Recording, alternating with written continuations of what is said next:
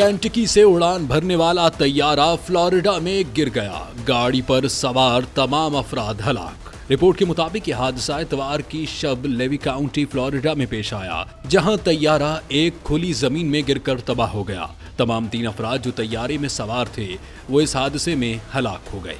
फजाई trekking company flight aware के records के मुताबिक ये तैयारा डबल इंजन बेचक्राफ्ट बैरन 58P था, जो केंटकी के एक हवाई अड्डे से रवाना हुआ था और उसका मकसद वेल्स्टन फ्लोरिडा का हवाई अड्डा था। लेकिन जैसे ही वो एयरपोर्ट के करीब पहुंचा, वो सुस्त होने के बजाय रफ्तार बढ़ा गया और अचानक नीचे गिर गया।